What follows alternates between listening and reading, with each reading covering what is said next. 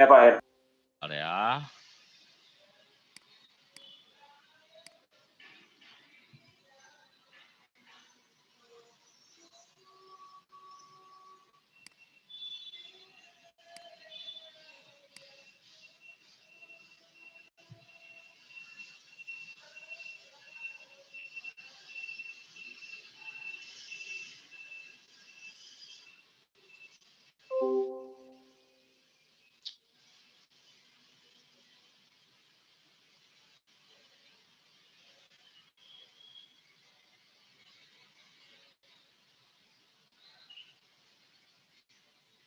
Oke.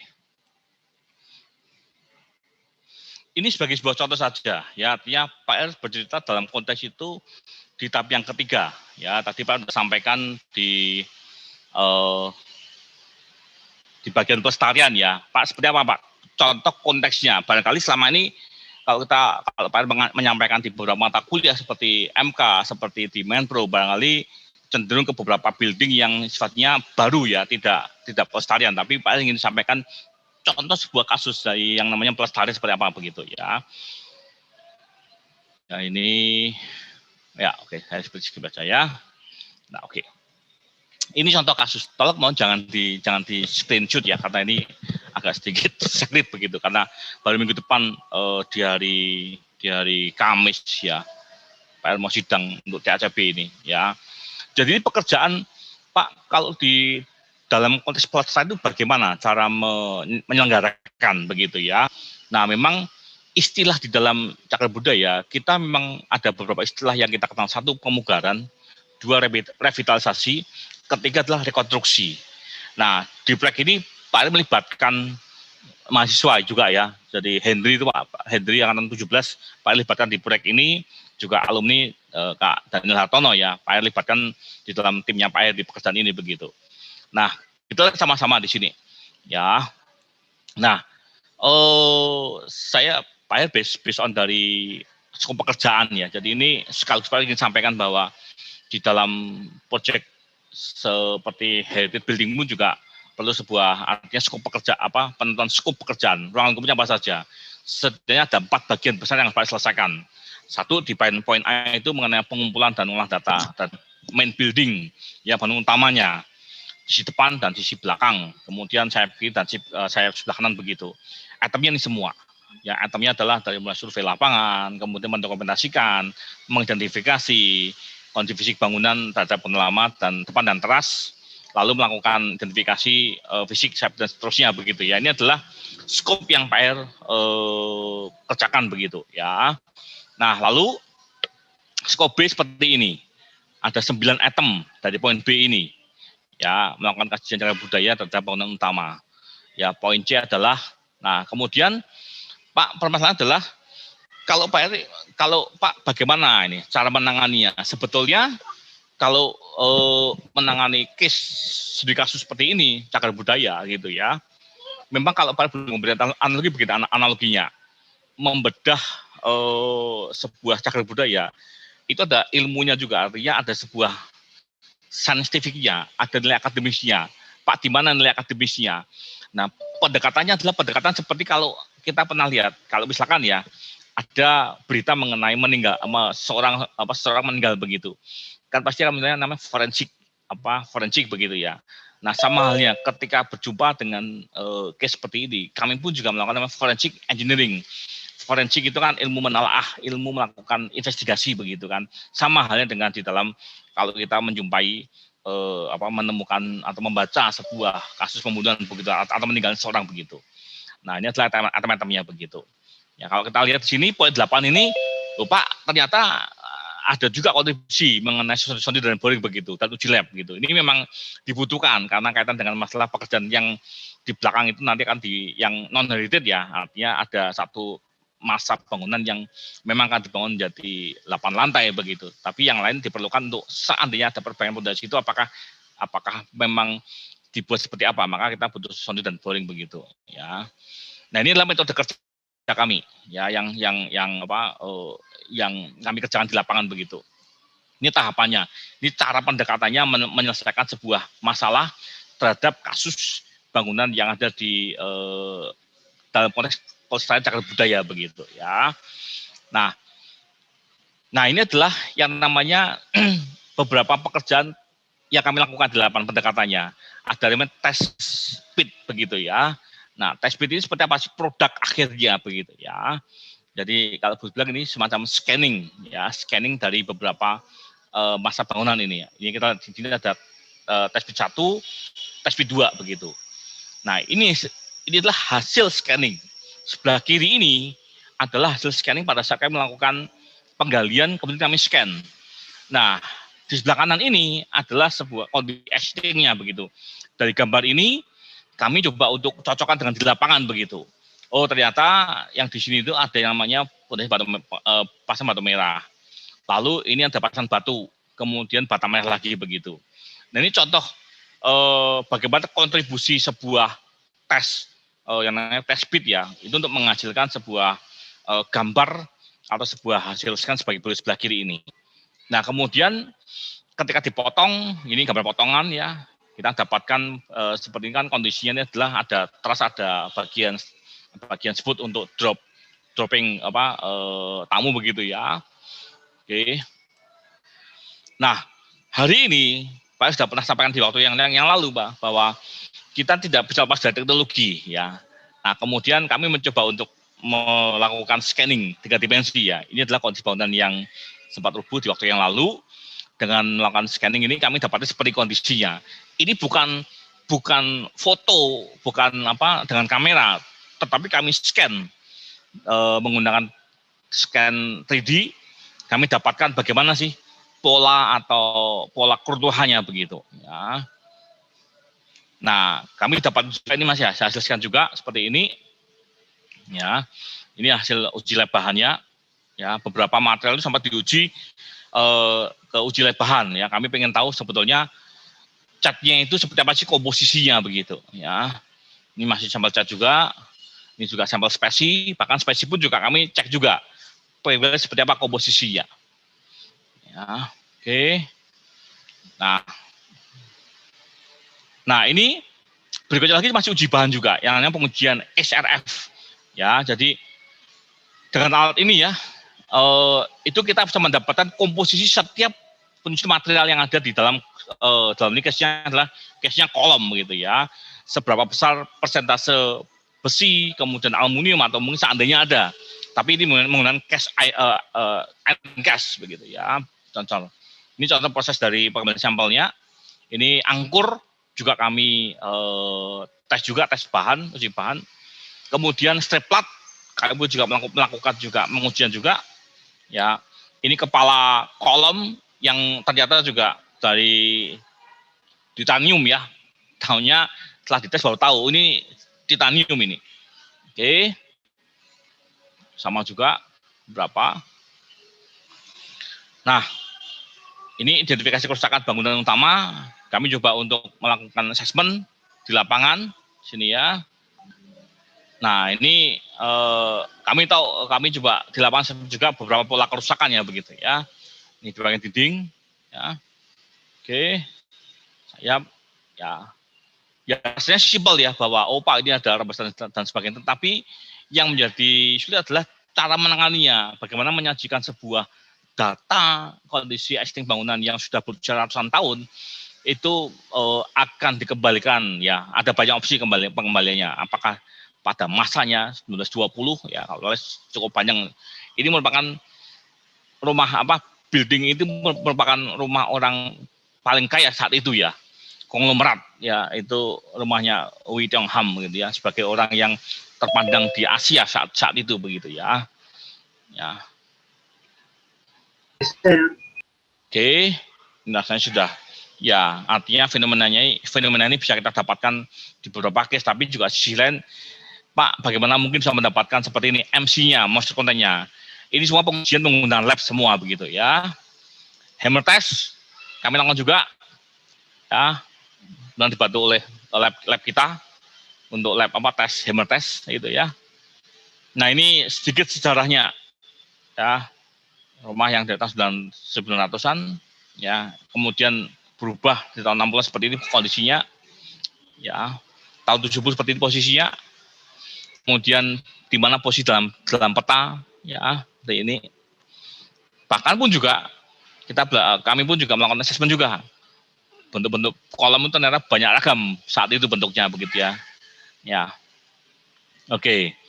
Kemudian dari data tersebut, dari kondisi yang ada, kami yang ada di lapangan, kami juga gambar ulang.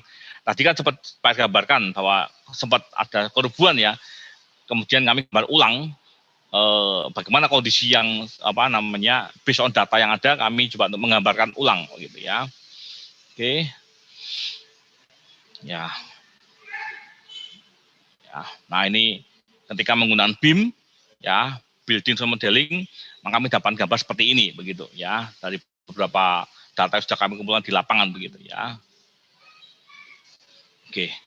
Oke. Ya. Baik, itu Pak sedikit sampaikan bagaimana posisi cara menanganinya menyelenggarakan sebuah konservasi bangunan yang punya nilai kecagar budayaan begitu. Oke. Pak teruskan lagi. Ya.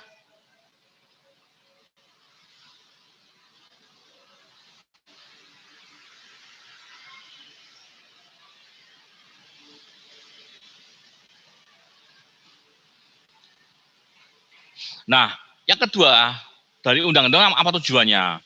Mewujudkan tertib penyelenggaraan bangunan gedung yang menjamin keandalan teknis bangunan dari keselamatan, kesehatan, nyamanan, dan kemudahan. Pak, kalau bicara mengenai keandalan teknis bangunan, lalu seperti apa sih bentuk yang realnya ya? Nah, kalau Pak bawa ke era sekarang, itu kan kadang mungkin Anda pernah mendengar yang namanya SLF. Sekarang banyak gedung itu kan yang sudah artinya yang mulai aware lah ya bahwa ternyata gedung itu butuh sebuah namanya sertifikat SLF, terutama pabrik rumah sakit itu kan bangunan-bangunan yang kalau boleh Pak bilang seperti khusus ya fungsinya, maka ketika akan difungsikan atau akan digunakan itu akan meminta namanya SLF ya, surat layak fungsi, bahwa secara struktur juga oke, ME juga oke, kemudian secara fungsi aspek juga oke juga. Nah, ini beberapa bukti ya, artinya sebuah bukti atau bukti real yang kita bisa dapatkan bahwa keadilan itu apa ukurannya, ada atau tidaknya SLF begitu. Yang baru pun bagaimana Pak? Yang baru pun juga diminta sekarang ya, yang namanya surat layak fungsi seperti itu ya. Oke. Nah, kemudian yang ketiga adalah mewujudkan kepastian hukum dan dalam penyelenggaraan bangunan gedung. Pak, apa artinya yang poin 3 ini? Nah, yang namanya kepastian hukum pasti berhubungan dengan namanya legasi ya, legalitas ya. Satu yang simpel atau yang kita bisa jumpai dengan mudah adalah ya kalau membangun mesti butuh IMB. Ketika mau mendapatkan IMB juga kita mesti butuh namanya persidangan ya, sidang dengan tim ahli bangunan gedung begitu ya. Nah, minggu depan kaitan dengan poin 3 ini Pak harus menyampaikan bahan ini di dalam sidang TACB begitu ya, kaitan dengan untuk pengurusan IMB ini begitu ya, mempertanggungjawabkan secara akademik bagaimana ini akan ditangani, akan dikonservasi begitu ya, dalam konteks yang ini. Jadi kalau yang ini sudah biasa lah ya. Nah, beberapa kali Pak juga sering share beberapa kasus-kasus yang new building atau bangunan baru begitu ya. Oke. Kemudian administrasinya ya, ini sebagai sebuah contoh ya. Satu ya, misalkan nih, yang pertama ya secara administratif ya. Ini contoh saja begitu ya. Satu, syaratnya adalah tentunya hak atas tanah itu dari pemegang hak atas tanah gitu ya. Misalkan aja, maka kadang kalau kita beli dalam konteks membeli rumah itu kan pasti harus di HM kan sebagai bukti bahwa tanah itu milik Anda begitu. Nah, di gedung juga demikian juga. Artinya secara admin dibutuhkan akte notaris yang menyatakan bahwa tanah itu milik Anda sebagai pemegang hak atas tanah begitu ya. Nah, kemudian kata dengan IMB tadi sudah Pak singgung setelah IMB ini ya. Nah, kemudian statusnya tadi bicara mengenai tanahnya, sekarang status pemiliknya begitu ya atas gedung ini ya. Lalu teknis ya. Yang teknis kita lihat sama-sama di sini, ya. Apa yang diminta, ya. Satu itu mengenai syarat tata bangunan gedung, ya. Diminta rinciannya satu untuk apa sih fungsinya. Kemudian yang kedua juga diminta juga mengenai sebetulnya tepatnya barangkali gambar syarat perencanaan begitu ya, ada arsitekturnya, kemudian juga fasad, kemudian juga kaitan dengan beberapa fungsi yang akan digunakan di gedung ini. Yang ketiga adalah AMDAL-nya. Nah memang kalau ada AMDAL ini kadang-kala ada sebuah opsi seberapa besar dampaknya. Kadang-kala kalau tidak besar dampaknya kita bisa menggunakan UPL UKL begitu ya. Tapi ketika sangat besar dampaknya maka harus menggunakan AMDAL begitu. Kemudian yang berikutnya keamanan gedung ya. Safety. Pak, safety itu apa maksudnya? Ya contoh misalkan ya. Kalau building atau gedung 4-5 lantai atau bahkan 6 lantai itu kadang menuntut yang namanya damkar begitu ya. Kemudian posisi dari apa exhaust maaf selain damkar itu connectingnya smoke apa detektor begitu ya, itu kan dengan safety. Lalu di mana posisi dari tangga darurat begitu. Kalau kita bacanya ada ini mengenai posisi lift berapa meter, kemudian kemana jalur evakuasi jika ada kebakaran begitu ya. Kesehatan tentunya ya poin ini cukup jelas begitu, kenyamanan, kemudian kemudahan, aksesibilitasnya begitu ya. Ini yang kategori yang diminta di dalam keamanan gedung begitu ya. Nah kemudian untuk peruntukannya ya, sorry. Yang pertama untuk kaitan dengan lokasi ya. Lokasi ini kita bicara mesti kita butuh namanya KRK, kerangka rancangan kota begitu. Jadi kalau kita melakukan izin itu kan pasti bicara ini di mana areanya, apakah di area hijau kah, atau mungkin juga berada di area serapan air, ya seperti kalau di BSB itu kan daerah resapan lah ya, resapan air kan. Atau yang ketiga memang ada beberapa area yang memang kalau berarti kan di Jakarta itu kan beberapa area memang rumah pusat bisnis tidak boleh untuk rumah tinggal begitu kan, atau sebaliknya begitu. Katakanlah kan tujuannya untuk menghindarkan pajak begitu ya. Nah, artinya ini kaitan dengan KRK, kerangka rancangan kota begitu ya. Yang kedua, yang namanya jarak bangun gedung begitu ya. Ini kaitan dengan roy line ya, jarak jalan dengan bangunan utamanya ya, kemudian akses yang lain ya. Artinya kalau ada tepi sungai itu berapa meter jaraknya begitu. Dikatakan bahwa ada garis sepadan ya, bangunan gedung dengan tepi jalan, tepi sungai, tepi pantai, bahkan juga atau jalan kereta api, yang kemudian jarak bangunan antar gedung. Ya, ini yang namanya shared bebas bangunan gedung begitu ya. Ya. Lalu yang ketiga masalah kebatatan dengan gedung gitu ya. Kita bicara ada KDB ya, kemudian lagi KLB ya, semua kalau ini bisa dihitung artinya sudah baku rumusannya kalau di dalam kita buka di dalam peraturan ini begitu ya. Ya, kemudian untuk syarat arsitektur bangunan gedung ya, ada sebuah not bahwa penampilan artinya fasadnya ya, memperhatikan bentuk dan karakteristik arsitektur yang lingkungan ada di sekitarnya. Ya, tata ruang dalam bangunan gedung ya, bicara mengenai fungsi ruang, kemudian tadi sudah Pak singgung mengenai keandalan gedung, kenyamanan, keselamatan begitu ya. Lalu keseimbangan kesajian dan kelestarian bangunan gedung dan lingkungannya begitu. Artinya mempertimbangkan sekitarnya. Ya, tadi dah contohnya ya.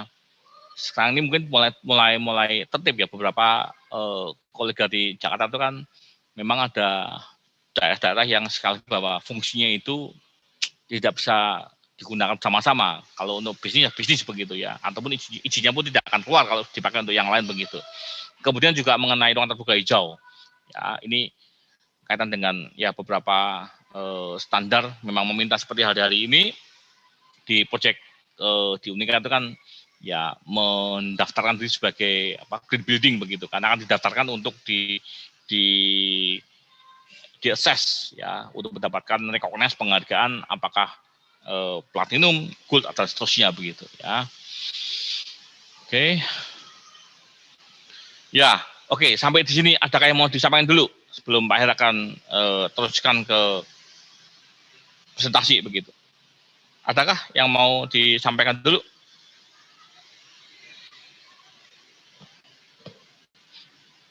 Aldian hari ini berapa kelompok ya? 3 kelompok, Pak. 3 kelompok ya? Ya. Oke. Mau nanya, Pak? Ya, silakan Aldian. Aldian maaf, agak sedikitnya bisakah? Sedikit dikeraskan. Karena sini bisa. Oh iya. Mau nanya, Pak? Ya, oke. Pelan-pelan. Oh iya.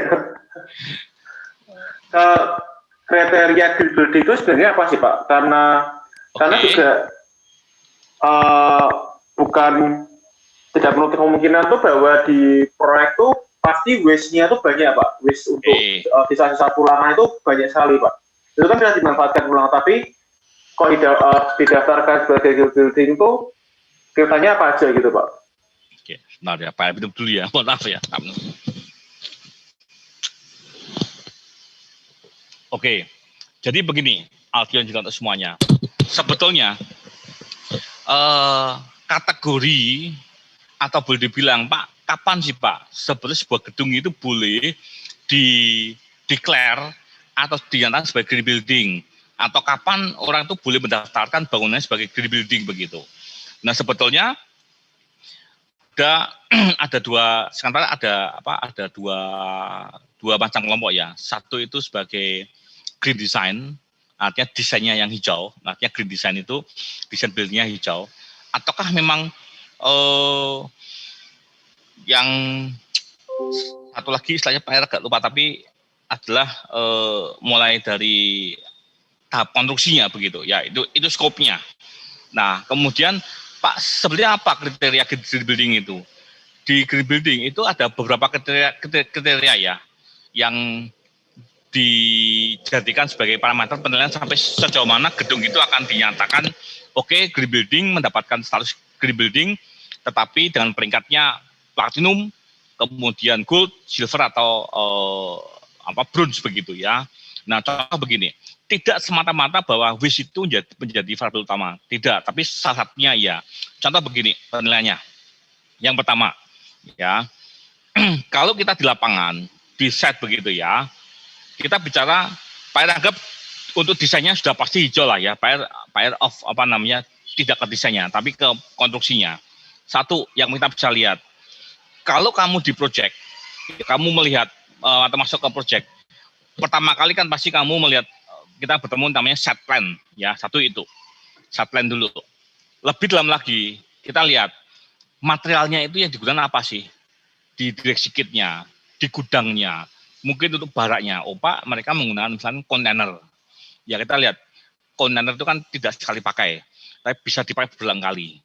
Nah, ini jadi poin bahwa memiliki kontribusi untuk mengurangi waste. Contoh itu. Yang kedua, Pak, kalau di kantor itu kita masuk lagi ya Pak. Oke, masuk lagi. Kita sekarang lihat, perhatikan. Di kantor itu bagaimana cara mengelola dokumennya?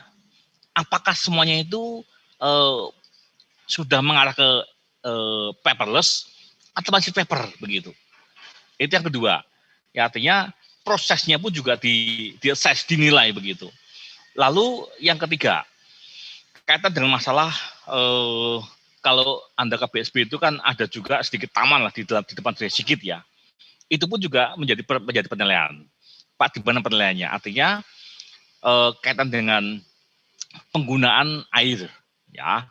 Kalau di dry kit atau mungkin di setline itu air yang terpakai dikemanakan buangannya begitu. Memang rasanya hampir semua kan berhubungan dengan waste. Ya, betul itu tidak salah begitu. Nah, kemudian sisi yang lain, kalau saat pekerjaan mulai disebut dengan pekerjaan struktur ya, struktur itu Pak, kalau hari ini misalkan kita ngecor ya Pak, kemudian kan biasa truk itu radius sekitar 5,5 sampai 6 meter kubik begitu kan, isi truk radiusnya begitu. Nah, pertanyaannya Pak, seandainya ya ada sisa, oke, ada sisa itu bagaimana sisa beton yang ada di dalam tangki di dalam truk radius tersebut? Apakah dibuang ataukah sisanya digunakan untuk membuat kantin, membuat paving. Ya, artinya kita bicara mengenai wish-nya pada saat pengajuan begitu. Tapi juga bisa mengenai jaraknya. Seberapa jauh jarak batching plan itu sampai ke proyek. Lupa apa hubungannya? Itu bukan dengan gas buang emisi CO2. Karena semakin panjang jaraknya, itu semakin besar panjang juga buang gas emisi CO2. Ini pun juga diukur juga berapa jaraknya. Ya, itu contohnya di dalam kaitan dengan masalah suplai pasokan beton. Pak, kalau seandainya Pak ada material yang diimpor, itu juga dihitung. Ya, dihitung. Itu rantai pasoknya itu seberapa panjang sih? Saya pernah singgungan rantai pasok kan. Artinya kalau contoh begini, di dalam perolehan baja tulangan itu cukup banyak kan untuk mendapatkan sumbernya. Satu, kamu langsung ke produsennya, misalnya ke Krakatau Steel kah, atau mungkin ke Master kah, atau mungkin ke Hanil kah. Itu kan sebagai contoh bahwa cara mendapatkannya. Atau mungkin aja kita bisa mendapatkan dari supplier, dari distributor, atau beli di toko besi juga bisa juga. Nah, panjang pendeknya rantai pasok ini loh, ini juga menjadi penilaian juga begitu. Lalu, apa yang dinilai? Yang dinilai selain itu misalkan kaitan dengan tadi sampai Aldian, selain wish ya, K3. Apakah semua yang terlibat di dalam proyek itu tertib tidak K3-nya? Gitu. Semua dinilai. Jadi artinya tidak hanya wish, tapi prosesnya orang tertib K3 atau tidak begitu. Ya, kemudian mengenai safety. Ya, kemudian juga mengenai sisi lain, Pak, apakah kontraktor juga punya kontribusi? Punya kontraktornya itu. Ya, contoh kan ada kontraktor yang memang dikenal sebagai green kontraktor ya. Itu pun juga punya kontribusi juga begitu. Artinya untuk mendapatkan peringkat atau pengakuan green building itu cukup banyak penilaian Aldian. Cukup banyak variabel yang dinilai begitu.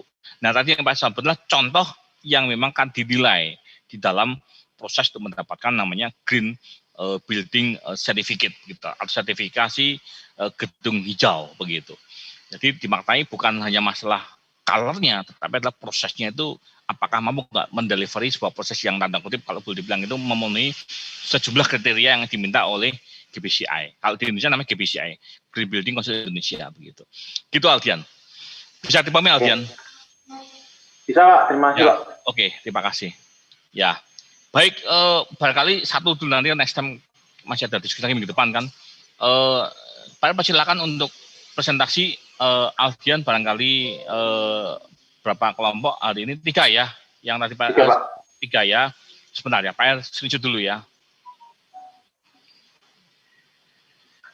Sebentar, ini baru halaman kedua.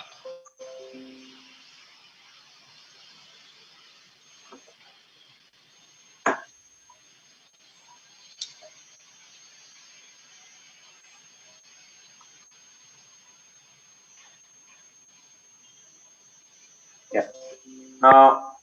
Mohon izin nih Pak, soalnya ini koneksi saya sedikit ada nggak bener Pak, jadi waktu bisa koneksi saya sedikit nggak bener, jadi waktu bisa disconnect Pak. Ya, oke, baik. Ya, silakan Aldian, Pak serahkan ke Aldian untuk meng-guidance selama presentasi. Ya, terima kasih Pak Hermawan. Makasih. Silakan untuk kelompok yang hari ini presentasi, kelompoknya Ilba Rizky, kelompok 21, topiknya yang diambil sengketa konstruksi jalan tol Cipularang dan penyelesaiannya. Silakan. Menarik ini ya.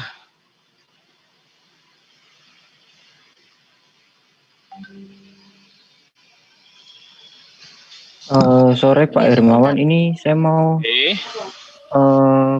presentasi belum bisa ini Pak, screen sharing. Ya. Sudah bisa nih, terusan saya izinkan. Bisa nggak? Sudah? Sebentar, ini kok belum muncul ya punya Pak ya. Oke, udah. Bentar, belum muncul di tempat Fiona. Fiona di Jogja kah? Masih Pak. Wow. Fiona nggak jadi pulang. Yang pulang siapa jadinya? Yang pulang jadinya cuma bertiga doang Pak tadi. Siapa? Oki, Iqbal, terus habis itu Amel sama Sindu Pak. Lutfi nggak pulang? Lutfi enggak Pak, saya sama Lutfi di Jogja. Oh gitu, ya baik silakan. Ya, bentar, ini udah muncul belum ya? Belum Belum muncul. Iya, di tempat Fiona belum muncul. Astaga. Aduh, apa deh.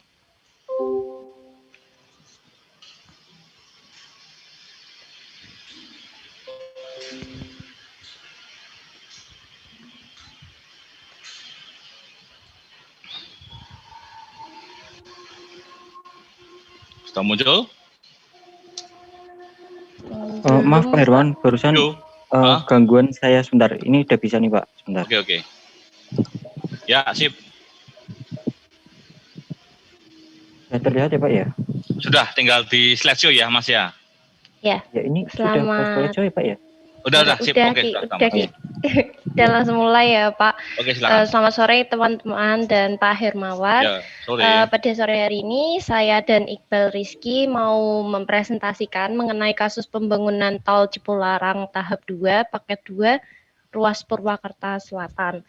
Jadi untuk kasus ini sendiri ini penyelesaiannya melalui arbitrase. Jadi apa itu arbitrase? Habis ini akan saya jelaskan. Bisa di next ke slide selanjutnya.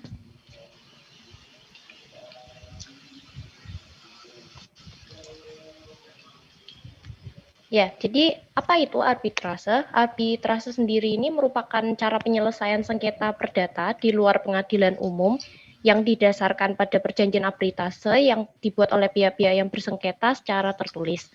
Jadi arbitrase sendiri ini merupakan pengadilan swasta di mana arbiter berfungsi dan bertindak layaknya seorang wasit.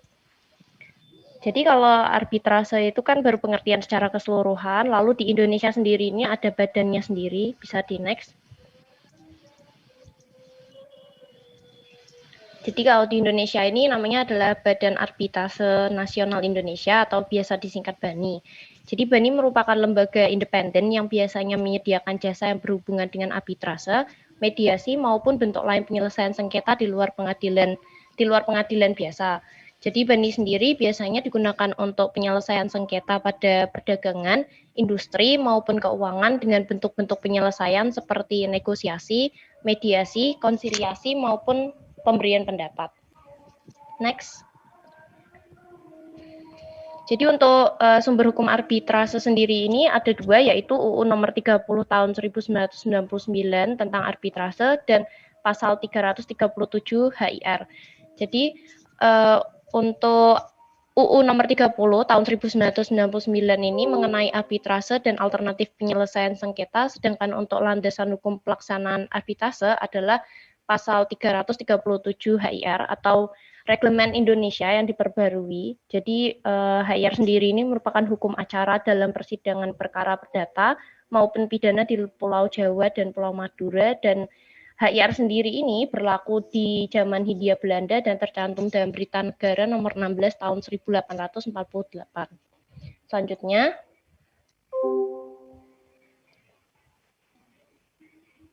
Jadi apa saja sih kelebihan arbitrase? Kenapa orang-orang ini lebih memilih penyelesaian melalui arbitrase?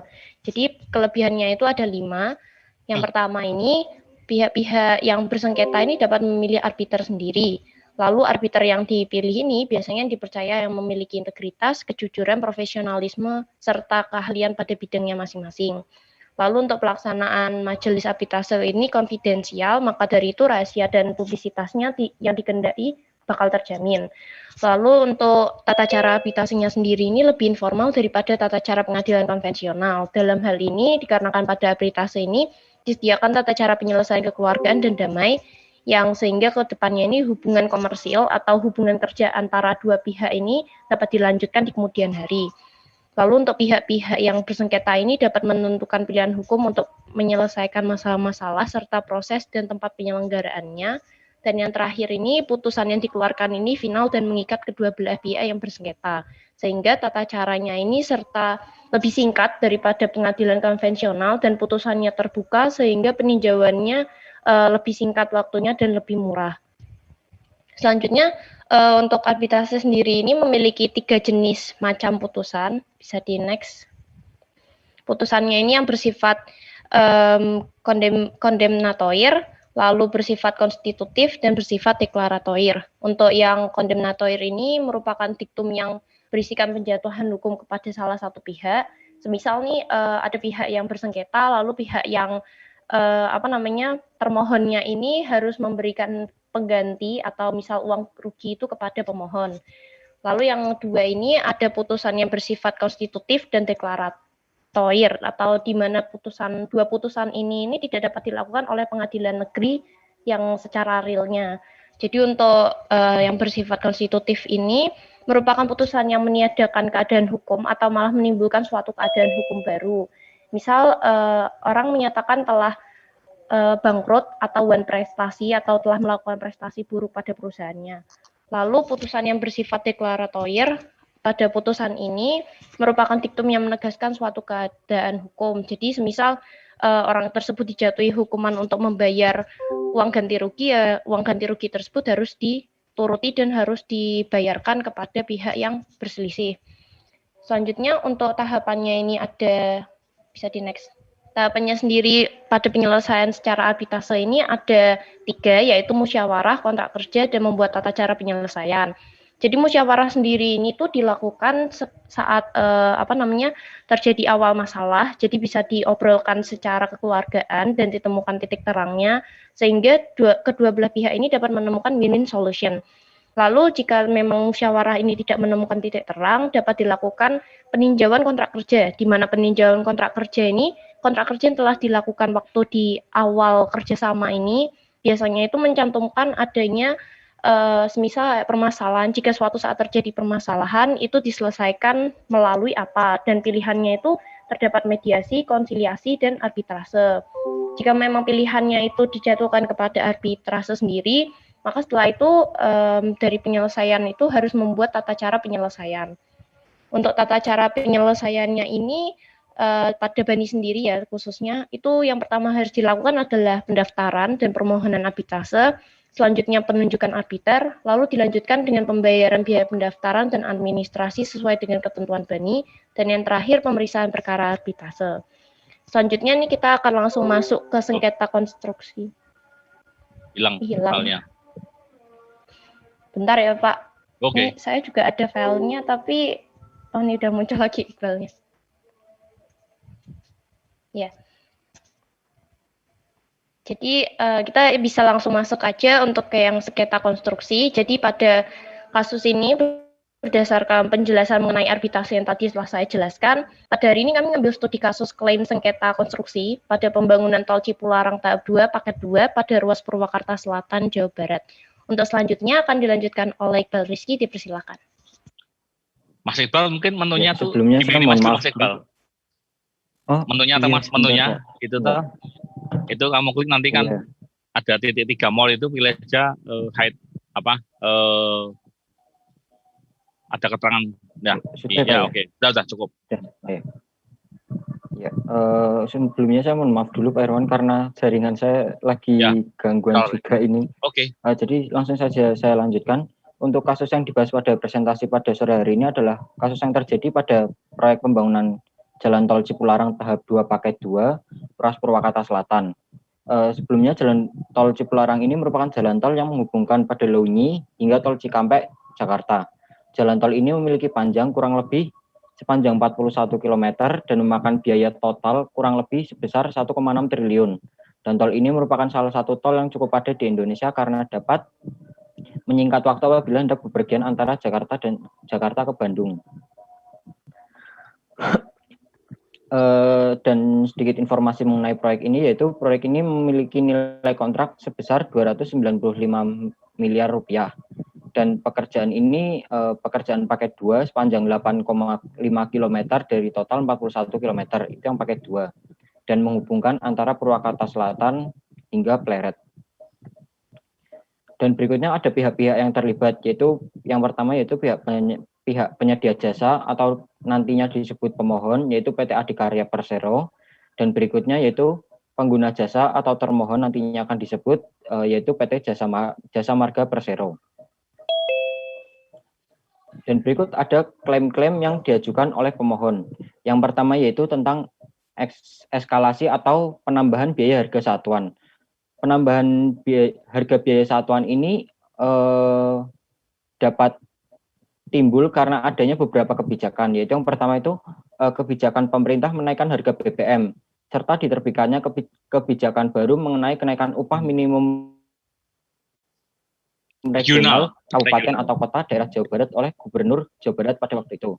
Ya, UMR Jawa Barat pada saat itu. Dan yang kedua yaitu perpanjangan waktu pelaksanaan menimbulkan eskalasi harga satuan terhadap sisa pekerjaan. Lalu yang kedua ada biaya. Tadi apa? Yang kalimat terakhir apa? Tadi kalimat terakhir apa? Ada apa? Karena keterlambatan. Perpanjangan waktu ya. Perpanjangan waktu pelaksanaan pekerjaan menimbulkan eskalasi harga satuan terhadap sisa pekerjaan. Oke, perpanjangan waktu ya. Oke. Ya, iya Mas. Silakan Mas. Terhadap permasalahan eskalasi ini, PT Adhikarya Persero sebenarnya sudah mengajukan klaim biaya eskalasi. Namun PT Jasa Marga tidak menanggapi atau memberikan jawaban mengatakan adanya kekurangan persyaratan. Dan itu secara hukum PT Jasa Marga dianggap mengakui dan membenarkan secara utuh tuntutan atau klaim dari pemohon atau PT Adhikarya Persero. Dan berikutnya ada biaya umum. Itu terjadi longsor dan pihak perencana melakukan desain yang berubah-ubah dan berakibat pada penambahan waktu pekerjaan. Perpanjangan waktu dalam penanganan longsoran ini di daerah Pasir Honje. Dan bertitik tolak pada faktor desain yang berubah-ubah dalam penanganan daerah longsoran seperti yang saya sudah sampaikan sebelumnya. Dan yang ketiga yaitu ada pekerjaan tambah grouting. Grouting adalah pekerjaan untuk mengisi campuran semen cair dengan pasir ke dalam tanah dengan sistem injeksi. Dengan tujuan dari pekerjaan grouting ini adalah untuk memperbaiki kondisi tanah di bawah badan jalan yang mengalami penurunan. Dan sekali lagi pemohon telah melaksanakan pekerjaan tambah grouting yang tidak termasuk dalam perjanjian beserta adendum-adendumnya. Dan berikutnya itu ada klaim menunda pembayaran, yaitu terdapat bagian pekerjaan yang belum dibayarkan seutuhnya.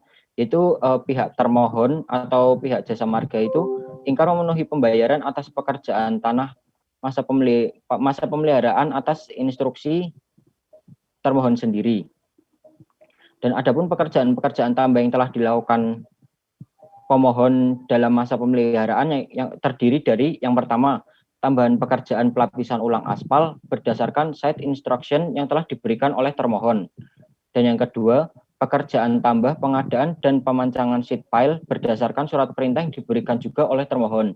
Dan yang ketiga, pekerjaan tambah penyatuan timbunan dan bukit di sebelahnya di lokasi batu datar. Itu. Dan berikutnya ada klaim yang terakhir yaitu serah terima akhir yang tidak segera dilaksanakan.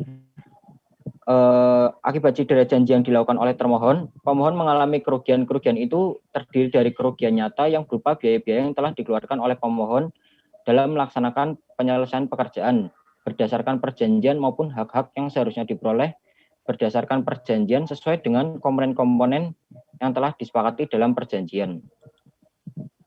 Dan berikutnya ini ada jawaban yang telah diberikan oleh termohon. Yang pertama yaitu atas klaim terhadap eskalasi.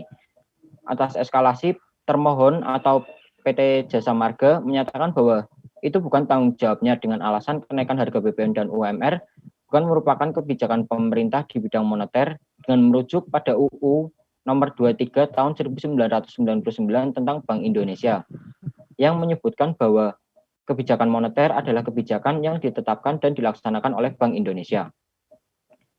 Dan yang kedua, biaya umum atau desain yang telah berubah-ubah. Itu juga termohon menyatakan bahwa seharusnya sudah dapat diantisipasi oleh pemohon saat pada awal mengikuti tender atau bidding. Dan yang ketiga yaitu pekerjaan tambah. Pekerjaan tambah telah diterima klaim tersebut dan adanya pekerjaan baru selama masa konstruksi dan penambahan jangka waktu pelaksanaan sebanyak 74 hari kalender. Dan sudah ada dalam adendum nomor 2, yaitu berita acara yang disepakati pada tanggal 1 April 2005 dan penambahan harga perjanjian sebesar 12.327.398.000. Dan berikutnya ada kerusakan. Kalau ini miliar ya? Iya miliar, 12 miliar, miliar 327 juta sekian. Oke. Terus? Ya, dan berikutnya ada kerusakan. Kerusakan itu ini giliran dari termohon yang mengajukan klaim, yaitu kerusakan dan kesalahan yang dilakukan oleh pemohon juga merupakan tanggung jawab pemohon. Ya, yaitu yang pertama itu dalam melaksanakan pekerjaan pemadatan timbunan itu juga ada kesalahan, dan yang kedua yaitu dalam masa pemeliharaan hasil pekerjaan. Dan yang terakhir tentang serah terima akhir pihak termohon atau PT Jasa Marga belum melaksanakan serah terima akhir dikarenakan termohon menganggap bahwa pemohon belum menyelesaikan pekerjaan-pekerjaannya hingga sempurna. Dan ini ada putusan dari Badan Arbitrase. Yang pertama itu mengenai eskalasi. Jadi setelah arbitrase itu ini merupakan hasilnya yang harus dibayarkan oleh termohon seluruhnya. Ya, yang pertama itu ada biaya eskalasi, yaitu eskalasi termohon atau PT Jasa Marga harus membayar sebesar 2.310.409.000.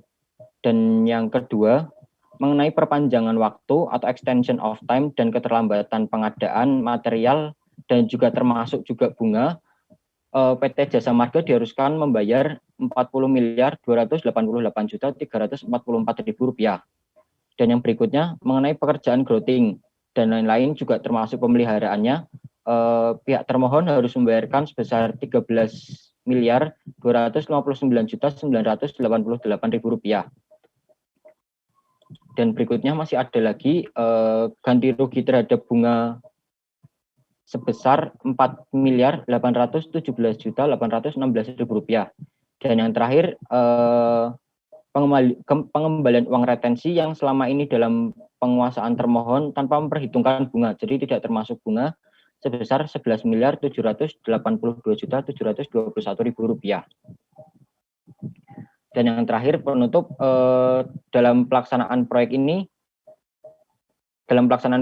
banyak klaim yang lambat atau bahkan tidak mendapat tanggapan dari pengguna jasa atau termohon. Dan hal itu menyebabkan sering terjadinya permasalahan dalam suatu proyek. Maka dari itu diperlukannya komunikasi yang baik dan jelas antara kedua belah pihak, yaitu pihak penyedia jasa dan pihak pengguna jasa, agar permasalahan seperti ini dapat dihindari dan dapat dibicarakan dengan baik-baik.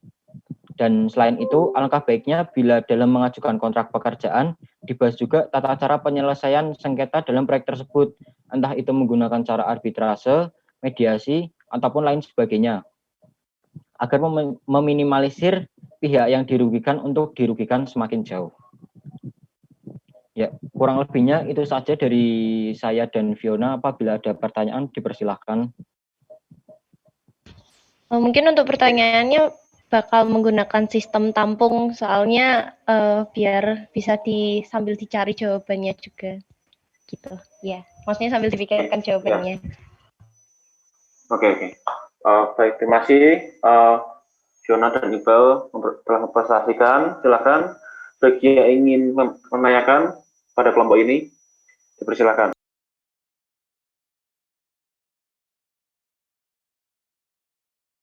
Sedikit Pak komen ya untuk materi. Ini hanya berdua aja tugasnya ini. Iya Pak, kebetulan hanya berdua. Nggak apa-apa, bukan masalah jumlah. Tapi ini saya berikan highlight ya, bahwa contoh tugas yang menurut Pak Her sampai di tiap kali presentasi itu selalu ada 1-2 yang baik begitu. Lah di sore hari ini diawali dengan sebuah presentasi yang baik. Kasusnya Pak Her harus appreciate bahwa ternyata kan ada sisi lain ya, tidak harus mengenai gagalnya bangunan, tapi ini adalah klaim dispute. Fiona dan Iqbal enggak download hasil putusannya ini? Ada Pak di lampirannya di belakang, tapi kami dilampirkan. Nanti kalau buat report nanti disampaikan ada putusan yang kan memang boleh diakses kan, ketika seperti ini boleh diakses free ya. Ini ya Pak harus berikan appreciate ya. Ini contoh yang artinya presentasinya oke ya mengenai klaim gitu kan. Jadi apa yang Pak sampaikan di waktu yang lalu bahwa proyek itu merupakan salah satu konstruksi ya, khususnya itu kan salah satu tipe pekerjaan yang rentan konflik begitu. Coba kalau dihitung nanti berapa totalnya, tadi kan yang memohon atau mengajukan klaim itu kan dari karya ya, itu berapa totalnya klaimnya tadi yang disetujui? Belum di total Pak, tapi tadi baru kasar nggak apa? Coba bentar, lihat mungkin tadi. Kisarannya. Ya, ini topik ilmunya yang menarik begitu sebetulnya. Ya. Mungkin sekitar berapa ya? 70 miliaran Pak. 70 miliar. Padahal nilai kontraknya tadi 259 miliar kan. Betul ya? 259 miliar kan? Iya, 295 Pak. Hampir 300 miliar ya pekerjaannya ya, kan. Hampir 300 Sementara nilai klaimnya tuh 70 hampir seperempatnya ya berarti kan ya. Iya. Nah, iya Pak. Ya ini sebuah contoh case project yang menarik, sebuah kasus yang menarik sebetulnya. Bagaimana ya Pak sedikit komen lagi bahwa belum tentu kalau ini diselesaikan lewat pengadilan itu akan seperti ini hasilnya.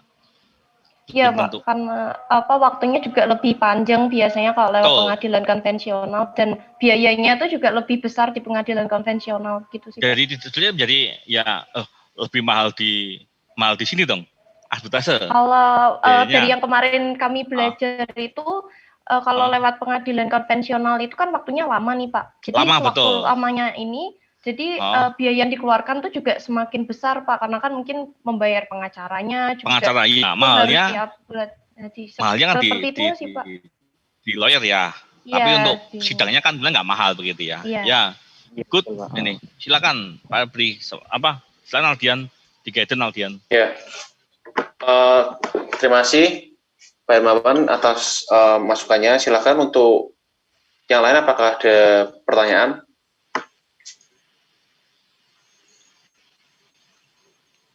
Oke. Ya, cukup ya. Tidak ada pertanyaan ya. Saya sih diskusi ini. Ini topik. Silakan Pak. Ya oke. Coba kita lihat tadi beberapa klaimnya ya. Tadi ada beberapa klaim, macam klaim tadi itu. Ini ya. Coba Mas Iqbal coba di minimize sebelah kanannya itu muncul blok hitam itu. Oh iya. Di minimize saja. Yang sebelah kanan. Itu masih hitam di layar. Nah, udah. Udah. Oke. Kamu ini kan pekerjaan jalan ada sedikit gelagar induk ya. Gelagar jembatan ya. Iya, Pak. Oke. Kalau istilah growting itu apa yang kamu ketahui kira-kira? Kalau selama kami KP ya Pak, kalau kan kami juga diajari growting ini apaan. Jadi kalau growting ini seperti diinjeksi ke betonnya gitu. Jadi suatu cairan yang istilahnya untuk meningkatkan kayak kuat tekannya gitu ya. Tadi sudah menjelaskan sepertinya Pak Iqbal juga sudah menjelaskan. Growting itu dipasang di mana sih pekerjaannya itu?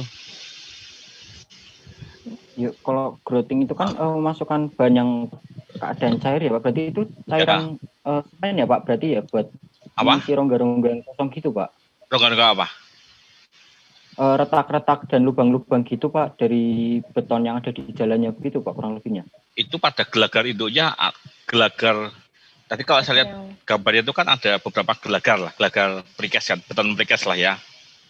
Betul ya.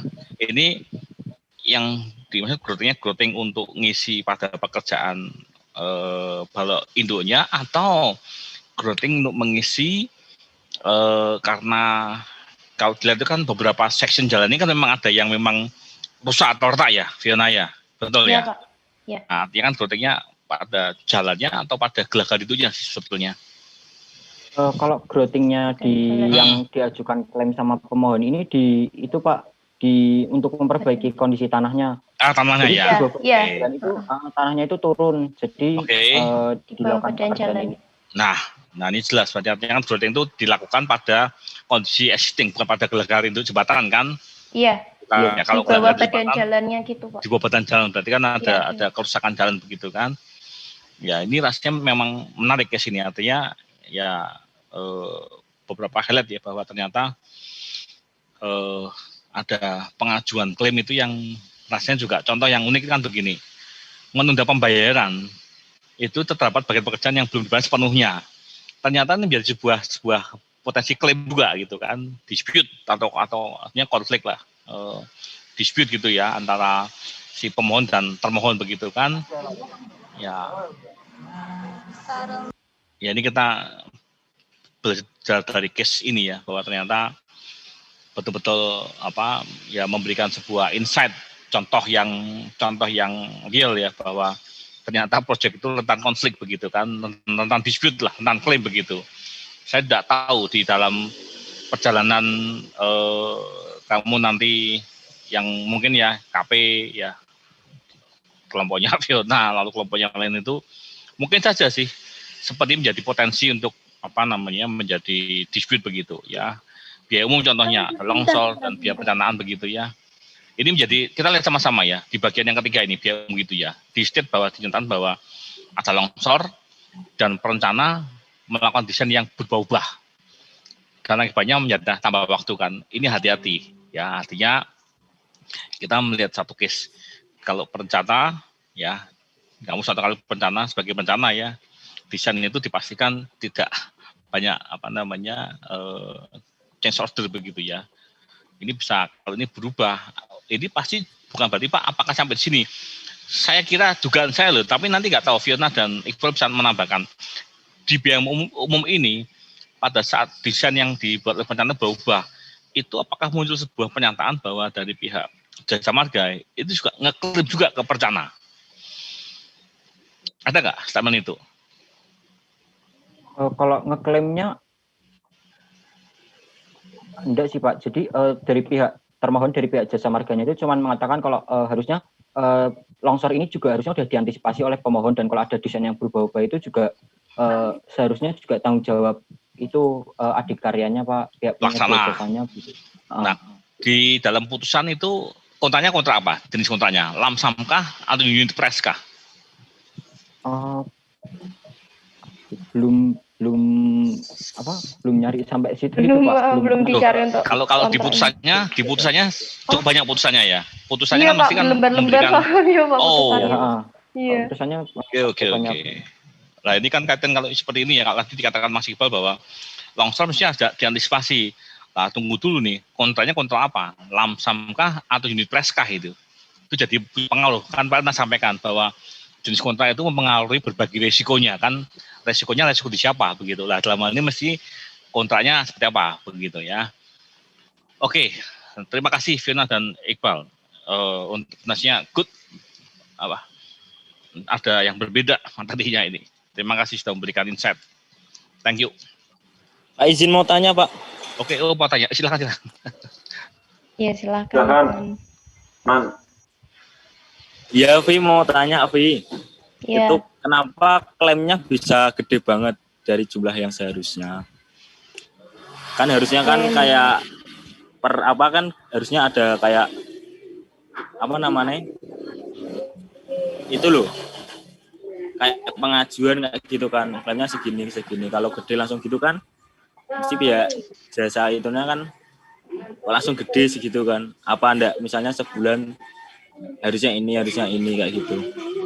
Sekian Oke, terima kasih Lukman. Mungkin kalau untuk klaimnya ini kan karena memang sebelumnya kan sudah dilakukan proses istilahnya kayak mediasi gitu ya, maksudnya antar yang diselesaikan secara musyawarah lah. Tapi ternyata memang tidak menemukan jalan keluarnya dan diselesaikan melalui arbitrase. Jadi selama waktu diselesaikan di arbitrase itu otomatis kan klaim yang diajukan ini langsung banyak dan dihitung juga nilai kerugiannya yang dari pihak termohonnya. Jadi pihak pemohon maksudnya yang menerima kerugian. Jadi setelah putusannya ini keluar, kami juga yakin kalau semisal nilai-nilai yang sudah dikeluarkan ini pasti juga sudah diperhitungkan secara rinci. Mungkin untuk pembayarannya tidak yang langsung banyak sekaligus, mungkin ada termin-terminnya tersendiri. Tapi kalau yang kami baca selama ini ya untuk yang per biaya yang diganti itu yang tadi ini telah dicantumkan di PPT itu. Jadi memang itu sudah jadi putusan istilahnya. Ya mungkin kalau saya menambahkan sedikit ya Lukman ya. Jadi besaran nilainya klaim itu kan tadi sudah sampai pentahapannya. Orang bisa sampai ke arbitrase. itu tidak langsung ke arbiter, tetapi prosesnya dari musyawarah dulu, mediasi dan seterusnya. Tapi ketika tidak bisa selesai, maka sampai ke arbiter begitu kan. Nah, nilai itu memang tadi disampaikan oleh Vina dan Iqbal di slide di awal ya, bahwa arbiter itu adalah para tenaga ahli yang profesional ya, betul ya? Betul kan? Artinya bahwa semua berangkat background dari seorang kompetensi di bidangnya. Cara mengukurnya kerugian itu diukur oleh tenaga ahli yang memang berkompeten di bidang sipil tentunya. Nah, di kemarin Pak pernah sharing kan, ada sebuah paper itu ada yang supon dari pekerjaan drilling itu mata bornya patah dan dia bisa ngeklaim pihak insurance begitu, itu hampir 3-4 kali dari profit yang dia dapatkan dari pekerjaan itu. Misalkan profitnya sebutlah ya 1M gitu ya, misalnya aja dia bisa dapatkan klaim lebih dari itu, dan itu mungkin begitu. Maka sebetulnya penyelesaian sebuah konteks itu memang jauh lebih, yang terakhir ya, jauh lebih baik diselesaikan di arbitrase, terukur begitu ya, lebih terukur sebetulnya begitu ya. Gitu Vina dan Iqbal, saya tambahkan. Terima kasih. Terima kasih Pak Hermawan. Pak, saya mau tanya Pak, coba. Yuk, nggak apa-apa, satu aja terakhir ya. Iya, tapi tidak terlalu masuk sama materinya tadi, cuma ya, kalau misalkan waktu klaim itu termohonnya tuh menang misalkan, jadi dia nggak jadi bayar. Jadi yang bayar itu yang salah rencana itu loh Pak, yang pemohon. Itu gimana ya Pak? Apalagi tadi kan bermiliar-miliar lah itu. Kalau misalkan diserahkan ke perorangan gitu kan, kayaknya menurut saya nggak mungkin. Itu gimana ya Pak? Pertanggungjawabannya. Memang begini, ada case ya. Ini saya nggak sebutkan proyeknya, tapi ada di Semarang proyek tersebut. Itu swasta yang lawan dengan negeri, artinya ini pelaksana swasta melawan dengan pekerjaan yang punya adalah pemerintah begitu. Tapi ini jalurnya jalur pengadilan begitu. Faktanya yang memohon itu kalah, ya. Ini Pak nggak sebutkan lah, ini agak sedikit sensitif begitu ya. Tapi kalah karena memang sampai ke meja hijau begitu, kalau tidak salah. Paling lupa kasusnya, tapi itu gedung untuk fungsi pendidikan lah begitu kan, sampai muncul dispute, kemudian sampai ke meja hijau, pemohon dan termohonnya menang, yang menang termohonnya gitu ya. Nah pertanyaannya Pak, bagaimana kalau misalnya itu perorangan begitu ya? Kalau sampai siapa ya tadi kemenangan, bagaimana kalau perorangan begitu kan, yang menang termohonnya, ya bisa jadi bahwa yang dimohonkan itu kerugiannya bisa gugur, berarti kan tidak membayar apapun juga rezeki gitu kan, karena dia kan ngeklaim kan, karena ada perubahan harga maka ada pertambahan biaya, karena ada eskalasi kebijakan regulasi maka bertambah juga klaimnya, kemudian ada bencana nambah karena longsor lalu dianggap bahwa itu resikonya kontraktor begitu. Nah kalau sampai misalkan menang yang termohon, berarti kan tidak membayar apapun juga rezeki begitu, sekedar hanya digugat dan menang begitu kan. Ya, kalau perorangan Pak, bagaimana kalau yang termohonnya kalah? Ya tadi dikatakan oleh Vina, tadi kan kalau arbitrase itu kan harus selesai kan, jadi putusan ingkrah begitu, ya harus dibayarkan begitu. Masalah paymentnya Pak boleh nggak Pak, misalkan aja diangsur begitu, nah itu walau alam Pak nggak tahu apakah boleh diangsur, nggak tahu saya gitu kan.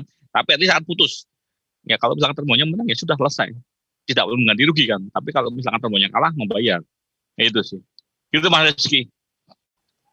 Oh iya Pak, terima kasih Pak. Oke, makasih Mas khususnya. Ya, next.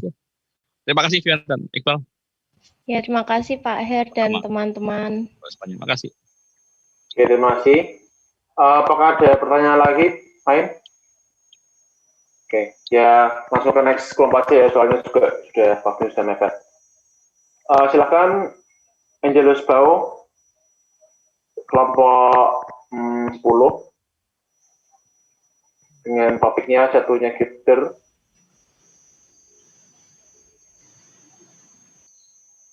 Ya, sebentar, saya share screen dulu. Ya, oke, jatuhnya girder atau Pasuruan Probolinggo ya?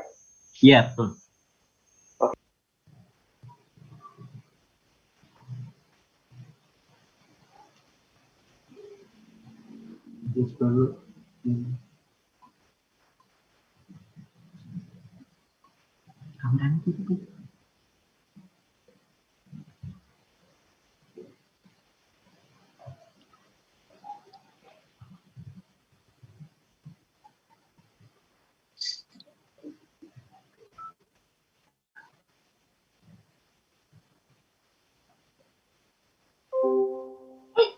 Udah tampil ya itu presentasinya?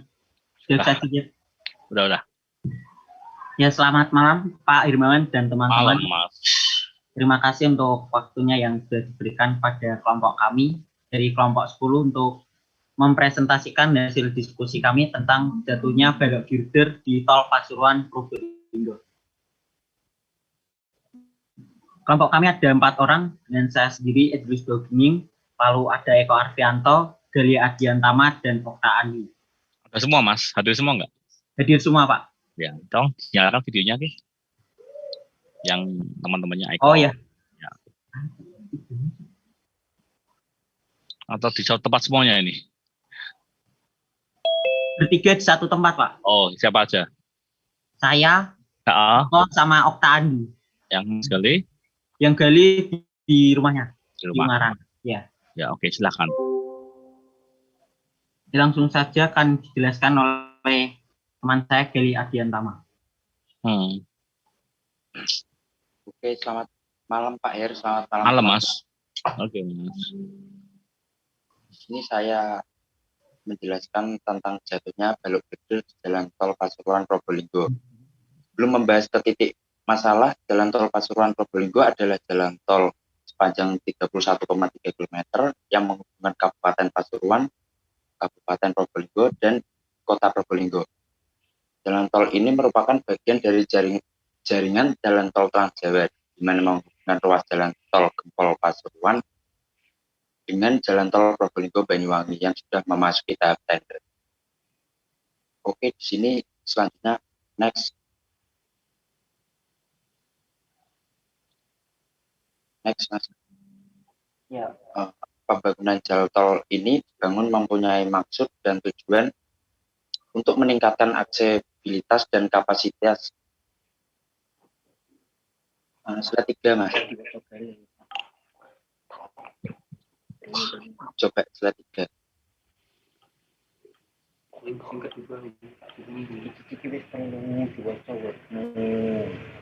Nah, pembangunan jalan tol ini ada maksud dan tujuannya, yaitu meningkatkan aksesibilitas dan kapasitas jaringan jalan dalam melayani lalu lintas di koridor Trans Jawa, meningkatkan produktivitas melalui pengurangan biaya distribusi, dan menyediakan akses ke pasar regional maupun internasional. Tujuan pembuatan tol ini akan mempercepat waktu tempuh dari Pasuruan ke Probolinggo dari semula 2,5 jam menjadi 30 menit. Itu dipersiapkan untuk mudik lebaran 2019 lalu dan turut berguna untuk mendorong roda perekonomian daerah dan nasional. Oke, selanjutnya akan dijelaskan oleh Mas Eko Arfianto. Proyek Jalan Tol Pasuruan Probolinggo dikerjakan oleh PT Waskita Karya. Mas Eko, itu dimatikan dulu salah satunya supaya tidak menggema. Nah, udah Pak. Ya. Nah, proyek Jalan Tol Pasuruan Probolinggo dikerjakan oleh PT Waskita Karya Persero Tbk pada tahun 2015 dengan nilai kontrak sebesar 2,9 triliun.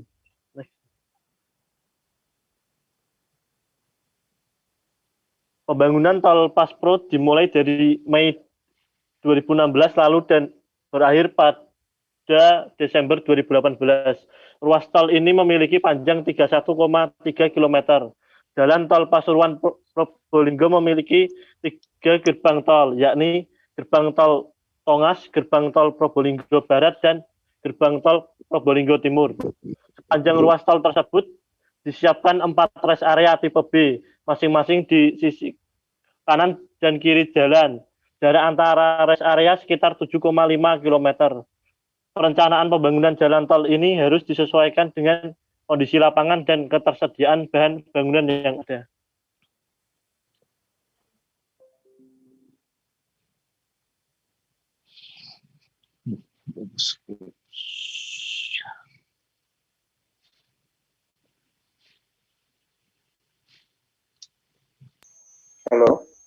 Halo, Yoi. Halo. Ya, Gimana? Jadi jatuhnya balok girder ini yang berada di flyover tol Pasuruan Probolinggo terjadi pada hari Minggu tanggal 29 Oktober 2017. 4 balok girder ini jatuh bersamaan saat dilakukan pembangunan jalan tol tersebut. Berdasarkan penjelasan PT Waskita Karya selaku pengelola proyek, pemasangan balok girder memiliki panjang 50,8 meter dalam proses erection menggunakan 2 buah mesin kren berkekuatan 250 ton dan 150 ton. Pemasangan sudah dimulai sejak hari Sabtu tanggal 28 Oktober 2017 dan menyelesaikan 3 balok girder. Pada ketiga girder yang sudah dilakukan erection, dilakukan pemasangan bracing. Pemasangan girder keempat dilakukan pada hari Minggu. Jadi saat girder keempat tersebut sedang diatur untuk ditempatkan pada dudukannya, ia mengenai girder yang telah terpasang dan menyebabkan tali kren putus, dan girder ketiga menyentuh girder yang lain yang sudah terpasang dan berakibat keempat girder tersebut runtuh secara bersamaan. Peristiwa tersebut mengakibatkan korban jiwa. Peristiwa tersebut mengakibatkan korban jiwa 1 orang meninggal dan 2 orang dirawat di rumah sakit.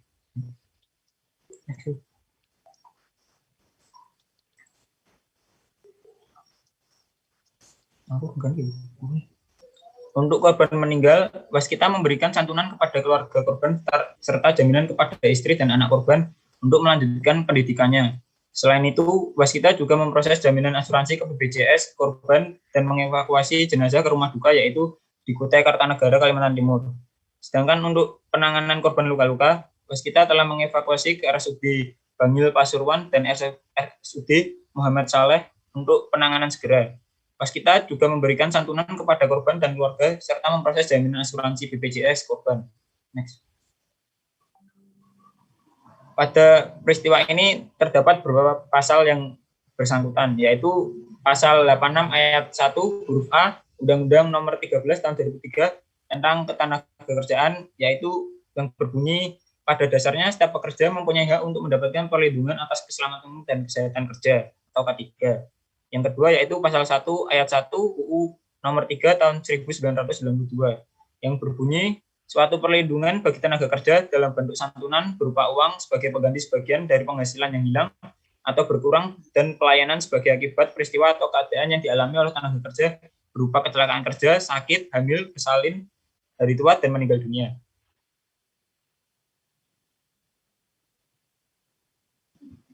Untuk selanjutnya ini ada sebuah video dari PT Waskita mengenai cara pemasangan balok girder.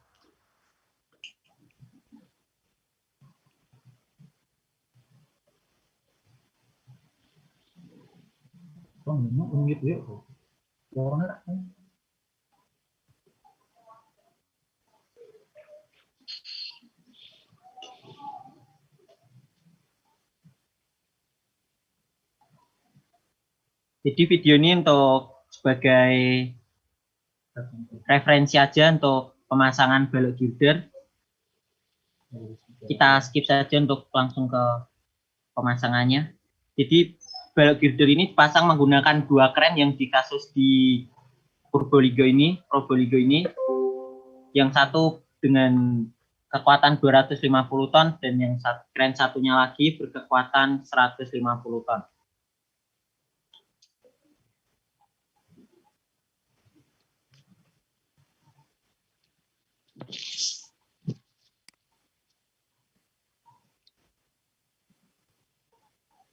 Kita skip lagi untuk videonya.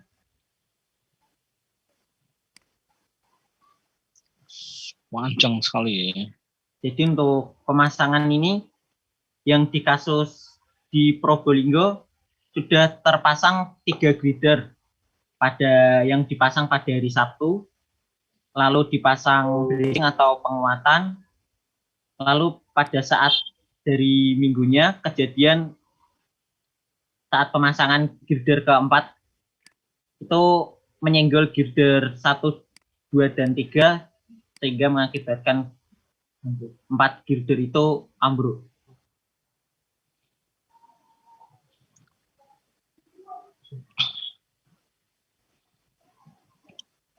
Mas Angelus kalau saat pemasangan girder yang ambruk. Kalau milih kata atau Mas Namun ini Angelus. Bukan di proyek yang sama.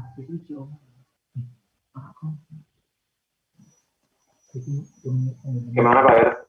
Enggak, maksudnya apa? Ya, saya sarankan kalau maaf saya potong, saya interupsi ya. Artinya kalau memilih kata ya bal 4-nya itu bersinggungan, bukan menyenggol. Oh iya, maaf Pak. Ya, nggak apa-apa maksudnya. Saya tahu maksud kamu, tapi memilih kata bersinggungan sehingga menyebabkan gelagar induk yang keempat itu roboh, gitu ya. Ya. Itu aja. Artinya belajar menyampaikan dengan memilih kata yang benar ya. Oke, silakan.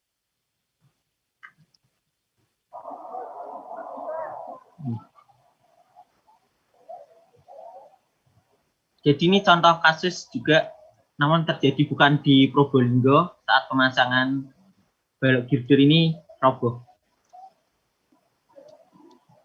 Oke.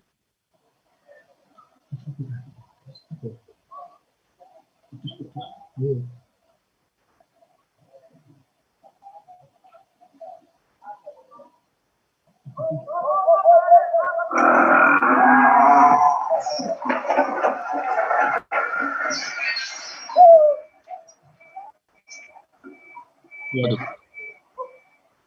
Oke. Ya, kurang lebih seperti itu Pak untuk robohnya yang kejadian di Probolinggo. Gelagar jembatan ya. Iya Pak. Oke. Terus sudah. Sudah Pak. Kalau kamu hanya sampai di sini saja, ini belum selesai mestinya presentasinya.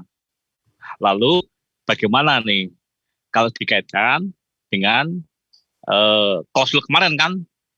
Artinya ada gagal bangunan. Terus bagaimana nih aspek legalnya? Gitu kan? Oh iya Pak. Ya, artinya belum tuntas ini. Artinya kalau saya semati, bagaimana kajian dari aspek hukumnya, hukum konstruksinya? Untuk ini kita cuma membahas hukum buat pekerjanya aja Pak, soalnya. Maksudnya? Di pekerja yang terkena ganti rugi itu sudah diselesaikan oleh PT Waskita. Loh enggak, artinya secara aspek hukumnya hubungan antara owner dengan pelaksana bagaimana? Artinya pasti kan ada karena ini kan gagal di masa konstruksi ya Mas ya. Iya Pak. Nah itu mesti dikaji. Ya artinya case-nya Pak sampaikan bahwa kasusnya oke, kasusnya loh ya. Ya tapi kajiannya yang kurang nih Mas. Bagaimana dengan aspek hukumnya? Kan kita Mas sudah lihat sama-sama, Pak sudah siap juga bahannya kan. Ketika ada gagal ini bagaimana nih hubungan legasi, legalitasnya bagaimana? Legalitas antara owner dan pelaksana. Kalau masalah korban jiwa sudah diselesaikan, betul itu. Dan itu betul, artinya sudah selesai begitu kan. Tapi bagaimana nih hukum konstruksinya? Gitu kan. Itu untuk masukan. Ya. Oh iya Pak, terima kasih Pak. Nanti di paper diselesaikan ya, di papernya ya. Jangan gantung ini. Ini masih gantung nih, belum selesai nih kalau saya cermati. Artinya tidak tuntas. Masih gantung presentasinya ini. Tapi oke lah, kasusnya enggak oke ya. Kasusnya oke, hanya butuh kajian aspek hukum aja sih. Ya. Baik Pak, nanti di report diperbaiki ya. Iya Pak. Laporannya. Oke. Silakan yang lain, ada pertanyaan dulu enggak? Oke, terima kasih. Silakan bagi yang ingin bertanya pada kelompok ini.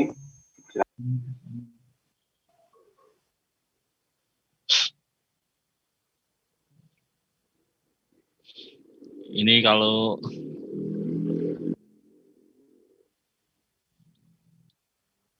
tidak ada, ini tidak ada diskusi kelompok untuk kelompok ini.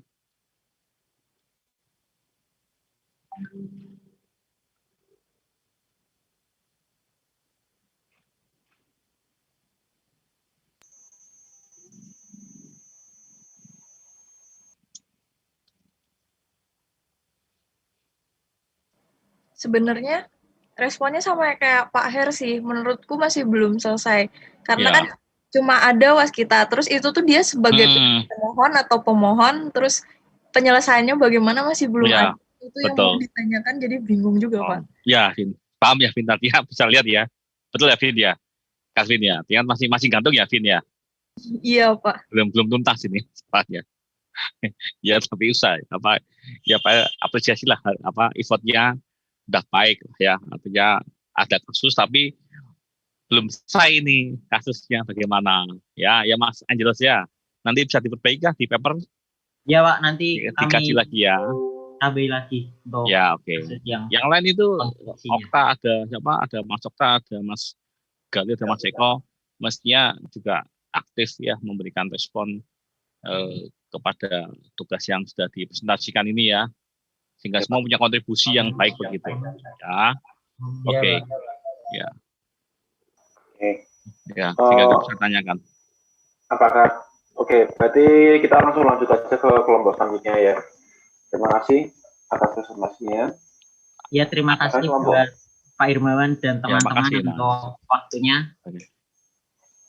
Nah, Aldian, rasanya ini nggak mungkin nih, ini masih ada satu kelompok lagi nih. Ya, nanti kan sudah 6:30. Ya, nanti kan katanya masih ada kuliah lagi ya. Oh, enggak jadi ya, Pak. Laptopnya Pak Joko ternyata ada trouble. Oh. Ya. Ya silakan. Satu kelompok yang terakhir ini mau ikut di minggu berikutnya atau mau di sedikit extend kah? Silakan Mbak, di kesempatan. Selesaikan sekarang tuh. Gitu. Oke, nggak apa-apa. Iya, Pak. Silakan kelompok 17 dengan apakah sudah dia kelompoknya Fardinella Kinaya, nombornya konstruksi tol Cibitung Cilincing. Silakan.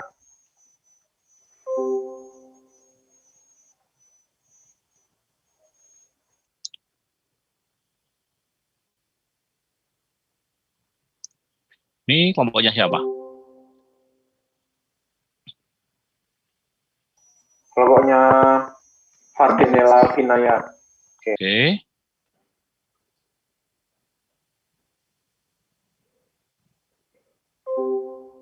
Ya, silahkan. Ya. Loh. Selamat malam, Pak. Ini langsung ini temanya. Teman-teman semua. Ya. Ini temanya Pak? Di slide 1. Iya. Wah, hampir semuanya pastian ya, banyak mendekati kasusnya pada gagal konstruksi ya. Pada gagalnya bangunan ya. Silakan. Kami dari kelompok 17, saya sendiri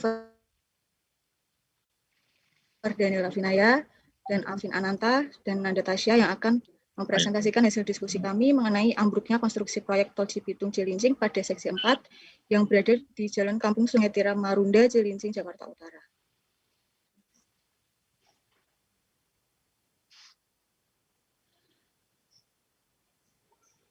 Topik yang akan kami bahas mengenai spesifikasi, kronologi, penyebab, akibat, tindakan, dan analisis hukum-hukum yang terkait.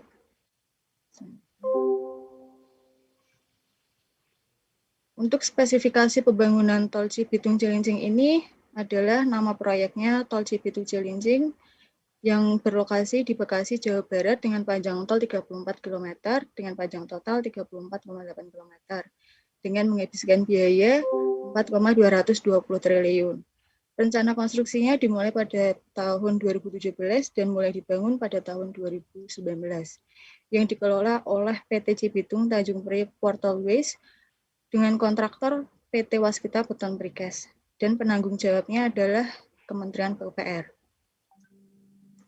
Pembangunan tol Cibitung Cilincing ini dibagi menjadi 4 seksi. Seksi pertama itu dengan panjang 2,96 km dari Cibitung hingga Telaga Asih. Lalu pada seksi kedua dengan panjang 9,41 meter dari Telaga Asih hingga Tambelang. Dan seksi ketiga dengan panjang 13,09 km dari Tambelang hingga Mekarjaya. Dan seksi keempat dengan panjang 8,56 km dari Mekarjaya dan Cilincing. Kronologi kejadian ambruknya konstruksi ini dimulai pada hari Minggu tanggal 16 Agustus tahun 2020. Peristiwa itu terjadi di seksi keempat Jalan Sungai Tiram RW 6 Kelurahan Marunda, Cilincing, Jakarta Utara. Pada tanggal 17 Agustus 2020 telah dipasang garis polisi yang dipasang di tempat kejadian perkara. Selain itu, 1 unit mobil polisi dari Polsek Cilincing yang sedang melakukan olah TKP. Selanjutnya, pada Minggu 7 September 2020, pemilik proyek meminta kontraktor dan konsultan untuk melakukan evaluasi SOP atau standar operasi prosedur, metode kerja dan rencana keselamatan konstruksi. Karena penyelesaian ini masih dalam proses investigasi, maka proyek ini masih dihentikan sementara dikarenakan masih menunggu izin dari Bina Marga dan Komite Keselamatan Konstruksi atau K2. Next. Selanjutnya adalah penyebab ambruknya konstruksi Tol Cibitung Cilincing khususnya pada seksi 4. Menurut Kementerian PUPR, Basuki Hadi Mulyono mengungkapkan pemicu ambruknya konstruksi proyek Tol Cibitung Cilincing saat pengecoran terjadi karena human error. Human error ini terjadi akibat kurangnya pihak dari kontraktor itu kurang memperhatikan prosedur pelaksanaan sehingga sistem perancah gelagar yang sudah direncanakan tidak mampu mendukung beban saat pengecoran. Kemudian berikut ini merupakan kondisi pasca ambruknya Tol Cibitung Cilincing. Akibat ambruknya konstruksi Tol Cibitung Cilincing, terdapat indikasi mundurnya waktu pengoperasian Tol Cibitung Cilincing, dan terdapat 8 orang pekerja luka ringan dan dirawat di RS Citra Harapan Indah Bekasi. Tindakan yang dilakukan setelah ambruknya konstruksi ini dari pihak waskita sendiri telah melakukan sterilisasi area pekerjaan dan telah membentuk tim internal yang segera melakukan investigasi atas kejadian ini agar kejadian serupa tidak terulang pada masa mendatang. Yang kedua, dari PT Waskita terus berkomitmen untuk menerapkan dan mengedepankan prosedur K3 dalam setiap proses pekerjaan di seluruh unit perusahaan. Kemudian dari pihak Kementerian PUPR dan pihak polisi terus melakukan investigasi lebih dalam mengenai ambruknya pembangunan jalan tol ini.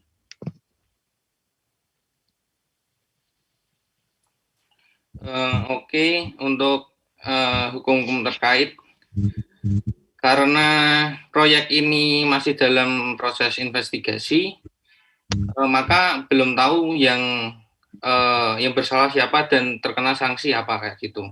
Dan lalu kita mencoba menganalisis setelah berdiskusi, menurut kami yang terkait dengan penyebab, akibat, dan lain-lainnya sebagai berikut. Yang pertama, menurut Undang-Undang Nomor 2, mohon maaf, typo, harusnya Nomor 22 tahun 2017 bagian ketiga, pengelolaan jasa konstruksi paragraf 1 penyedia jasa dan subpenyedia jasa pasal 52. Yaitu yang berbunyi penyedia jasa dan subpenyedia jasa dalam penyelenggaraan jasa konstruksi harus yang pertama sesuai dengan perjanjian dalam kontrak. Yang kedua memenuhi standar keamanan, keselamatan, kesehatan, dan keberlanjutan. Lalu untuk peraturan pemerintahan Republik Indonesia nomor 33 tahun 1977 tentang asuransi sosial tenaga kerja bab 3 itu kewajiban perusahaan dan tenaga kerja. Yang kita ambil adalah pasal 3 ayat 1, perusahaan wajib menyelenggarakan program asuransi tenaga kerja, baik dengan mempertanggungjawabkan tenaga kerjanya yang bekerja dalam suatu ikatan kerja dengan perusahaan dalam program asuransi kecelakaan kerja dan asuransi kematian, maupun dengan memenuhi kewajiban dalam program tabungan hari tua kepada badan penyelenggara. Nah, untuk pasal ini, jadi ini kita ambil dari korban yang kecelakaan. Jadi harusnya dari PT kita tadi sudah menyediakan asuransi tenaga kerja kayak gitu. Mungkin kurang satu pasal yang belum dijawab, yang dibahas yaitu nomor 2 tahun 2017 pasal 96 ayat 1 itu berbunyi setiap penyedia jasa dan atau pengguna jasa yang tidak memenuhi standar keamanan, keselamatan, kesehatan, dan keberlanjutan dalam penyelenggaraan jasa konstruksi dikenai sanksi administratif berupa yang pertama peringatan tertulis, yang kedua denda administratif, yang ketiga penghentian sementara kegiatan layanan jasa konstruksi, yang keempat pencantuman dalam daftar hitam, yang kelima pembekuan izin atau pencabutan izin kayak gitu. Jadi untuk proyek ini mungkin setelah kita analisa yang masih diimplementasikan yaitu penghentian sementara kegiatan layanan jasa konstruksi ini kayak gitu. Mungkin segitu. Ini untuk daftar pustakanya. Terima kasih.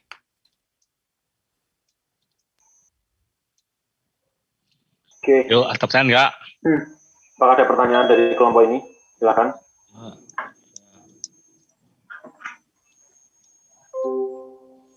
Berarti ini belum putusannya belum. Oke. Itu ya belum selesai ya?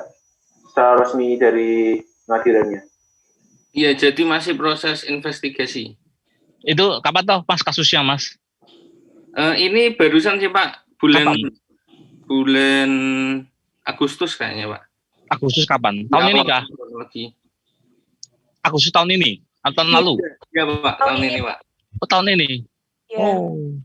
Terus dari sekian yang tadi kamu sampaikan ya dari kajian aspek hukumnya ya, itu sejauh ini apa saja yang sudah dilakukan Mas di yang sudah kamu baca gitu ya? Artinya kan tadi kan kamu sampaikan satu dihentikan ya, apa ya? Terus dua apa, tiga apa? Dari sekian yang ditulis dalam apa klausul UU undang-undang tadi jasa konstruksi tadi ya, apa yang sudah dilakukan? Penghentian sementara Pak pekerjaannya. Itu aja. Selebihnya? Ya. Selebihnya belum ada Pak. Jadi memang di proses investigasi. Nah, gitu. Nah, lagi di proses investigasi itu dihentikan juga Pak buat pekerjaannya kayak gitu. Sembari melakukan investigasi itu. Oh, artinya dari sekian klausul tadi ya yang sedang memutuskan hanya baru 8 itu ya, dihentikan sementara berarti ya. Iya. Oh. Ya. Yang lain ada pertanyaan dulu. Mau tanya, Pak? Yo, Pak, silakan. Silakan. Halo ya. Mau tanya kepada yang si presentasinya, Pak. Siapa yang tanya? Siapa yang tanya? Oh iya, Mas, silakan. Lukman. Oh, iya. Lukman, Pak. Oh, iya, Mas, mau tanya, Mas. Yang human error tuh apa aja ya? Misalnya kan, itu kan, misalnya kan ambrol kan gitu kan. Nah itu kalau pertamanya yang disalahin itu siapa? Kan mungkin investigasi kan ada banyak, ya itu siapa aja ya?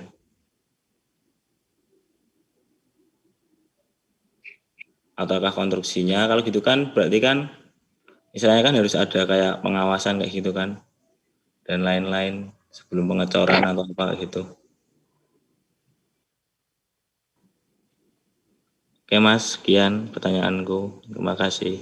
Oke, terima kasih pertanyaannya Mas Lukman. Silakan untuk dijawab pertanyaan.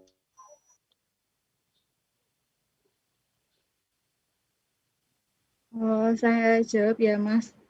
Jadi tuh karena emang ini kan masih proses investigasi ya, belum tahu siapa yang akan nanti disalahkan. Nah, karena proyek ini di bawah naungan kontraktor PT Waskita, berarti yang untuk saat ini sih kalau kami diskusikan ya yang disalahkan kontraktornya, karena kan emang itu dari pihak kontraktornya sendiri itu tidak menerapkan, tidak memperhatikan prosedur pembangunannya secara baik gitu. Jadi untuk saat ini sih mungkin dari kontraktornya dulu yang masih mungkin disalahkan. Ya. Oke, mungkin saya harus menambahkan.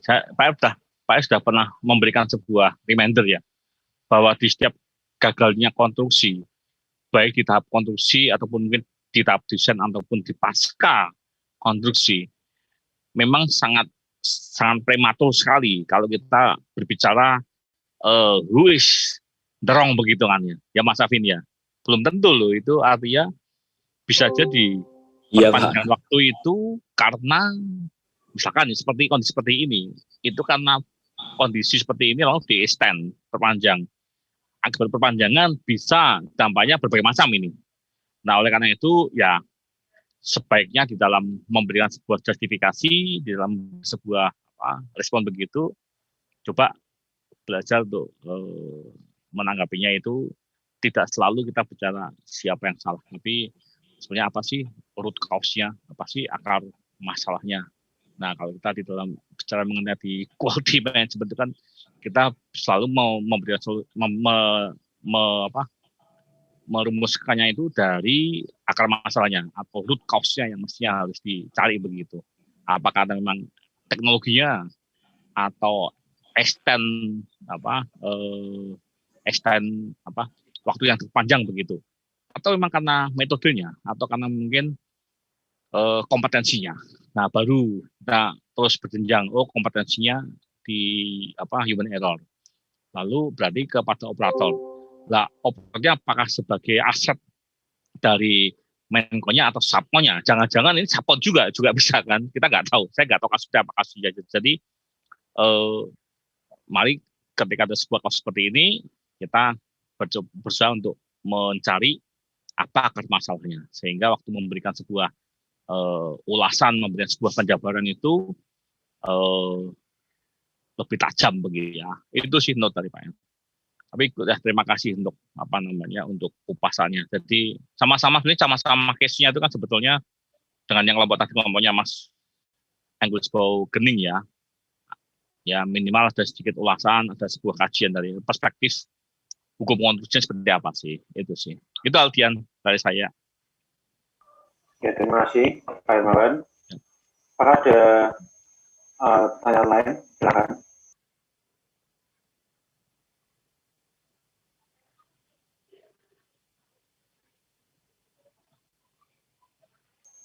Oke.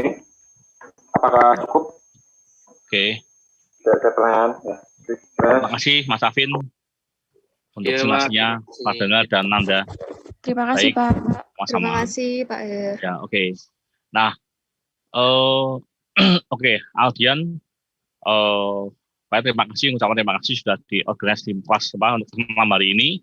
Ya mungkin terakhir dari Aldian, adakah closing statement? Ya apa tuh lain kali berarti kalau presentasi itu dibatasi, jadi kan tadi kayak kelompoknya Fiona kan terlalu panjang, jadi seharusnya dibatasi jadi tidak ada extend kayak gini. Loh, itu toh. Iya Pak. Maksudnya itu kalau memberikan closing statement itu kan maksudnya. Jadi dari sekian yang sudah dipresentasikan itu ada nggak highlight-nya? Itu yang mestinya gitu. belajar untuk memberikan beberapa sentences lah ya, sebuah statement yang penting. Tapi misalkan aja dari case pertama, ternyata tidak semua harus diselesaikan untuk semua klaim konstruksi ya, artinya tidak perlu diselesaikan lewat jalur justice begitu, pengadilan begitu. Tapi juga bisa jadi melalui yang lain ya, artinya ada banyak potensi mengapa harus ke arbitrase lebih terukur, waktunya lebih cepat begitu ya. Nah itu note pertama. Yang kedua tadi yang disampaikan, barangkali lompat ke kelompok yang ketiga ya, bahwa karena case-nya ini baru sedang terjadi dan belum selesai.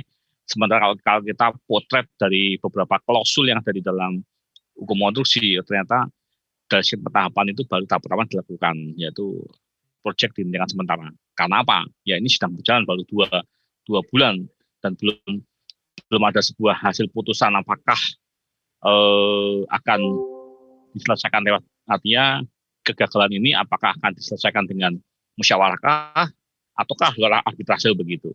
Nah kembali case-nya apa begitu. Nah, itu Aldian. Jadi mestinya disimpulkan dengan beberapa sebuah kalimat begitu ya.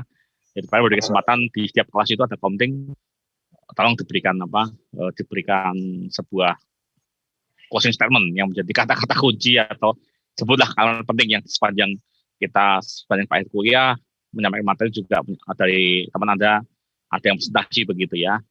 Itu Aldian, gak apa-apa. Ini semua belajar. Next time mungkin adik kelasnya yang mungkin kebagian jadi komting ya belajar juga menyimpulkan sepanjang satu session kuliah ini. Kita Aldian. Ya, Pak. Ya, baik. Terima kasih untuk semuanya, untuk Aldian yang sudah mengorganisasi kelas malam hari ini.